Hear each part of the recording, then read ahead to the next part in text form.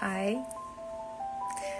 I want to talk to you about something today, pose a question to you. The title of this is, Do You Even Know Yourself?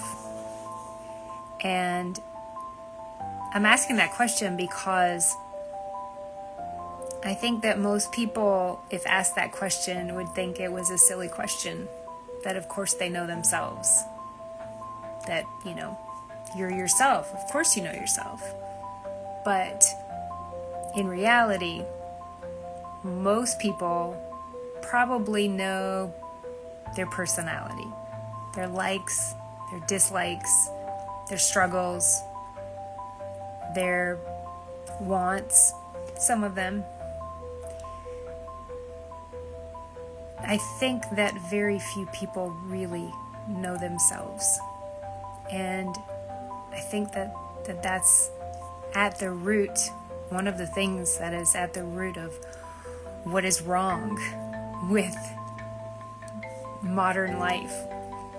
That we are so distracted by everything that is happening around us, everything that we're being constantly told, everything that we're distracting ourselves with through entertainment, information, shoulds. Some of these things always existed. We've always had internal and external pressures to be a certain way based on family, culture, things like this.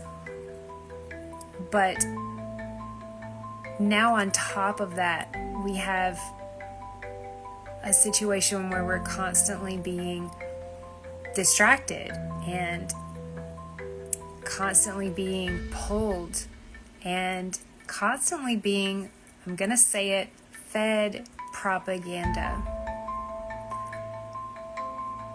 It took me a long time. It took me several years to get to where I am in my understanding of things as I understand them now. And the more you uncover, the more rabbit holes you go down, the more you actually question, the more you start to get comfortable living in the unknown. I'm okay with that. What I'm not okay with is the fact that so many people are really innocent and unaware of what's going on in the world and how it's affecting them. So I'm going to get back around to my initial question, do you even know yourself? But if we're constantly being fed things without us even knowing, just trusting, just blindly, innocently trusting that the medical system has your back, that pharmaceuticals are actually curing you, even though we know that that is the furthest thing from the truth. That, the government has your best interest at heart. We know that that's not true, right? We know that government really only exists, like the whole purpose of it was to allow these states to be free. So the government is supposed to be working for us. But is that really what's happening now? I don't think so. So you may be wondering why I'm talking about these things. My point is, if we're constantly distracted, if we're living these modern lives that are so out of sync with what is actually good for us, with what is actually healthy on every level, then how can we know ourselves? If we're constantly distracted, if what we think is true isn't true, if we're not making time to really know ourselves and to really connect with ourselves and with God every day, then we don't know ourselves. There was a yogi back in, I'm not sure what year he died, and I'm sure somebody could think of something negative to say about him, but his name was Yogi Bhajan, and I remember when I was first introduced to, some of his teachings. I never studied him specifically, but when I was first introduced to that type of yoga, Kundalini yoga, I remember Like everything, like in the books that I would look at, like everything was kind of geared around some future time that it would really be necessary for you to have these breathwork tools, these kriyas and things that you could do to cleanse yourself, like to keep your aura clean and to protect yourself in these different ways. Like I remember thinking that was really weird. Like, interesting. How would he know that? And why would that be true? Little did I know that even then that was already true. So now, from my perspective, I think, wow, how cool that he was telling people that, because people need that. People need those tools. Regardless of what your spiritual beliefs are, you need to be connecting with God, and you need to be connecting with yourself. And that happens mostly in silence. That happens by you being alone. It happens by you going deep within, seeking the Creator. And without that time, you're literally just being tossed about in the ocean of life, at the whim and the mercy of, whatever, of luck, maybe, of whatever is comes your way.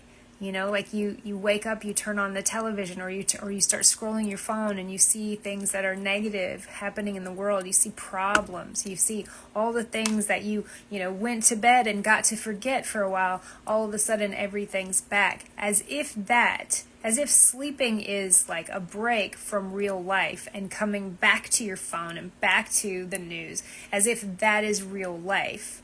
As if your phone dinging and you going to work and having all of these meetings and, fulfilling all of these things, as if that is all you were meant for, as if that is all we are capable of. And that is a lie,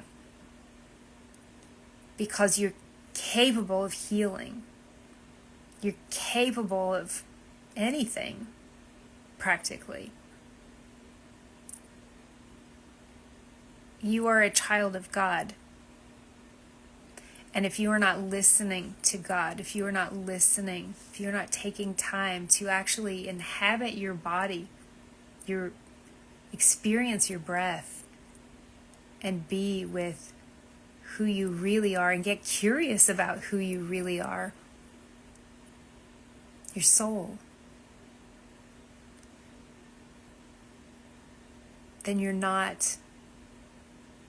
don't know who you are, and you're at the mercy, which means you're defenseless.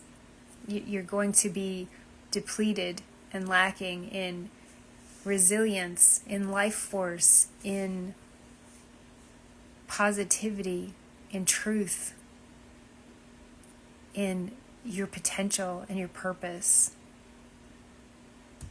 So my advice to everyone is to make the time for yourself every day. And if you forget a day, or if you something happens and you can't do it in one day, you can always find some time, even if it's lying in bed before you fall asleep.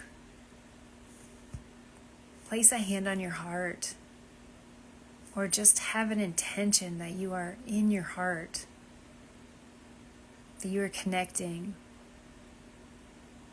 What is your intention?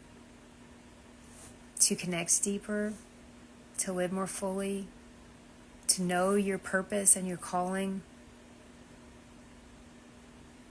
I think that's the only way that something real happens in your life, is that when you tap into that, who you are, what it is you're being called to, connected, embodied in yourself, grateful, connected to God, anchored in what is true, and believing in yourself, and creating this habit of staying close to that, always in that intimacy with your breath, and with God, and with who you really are.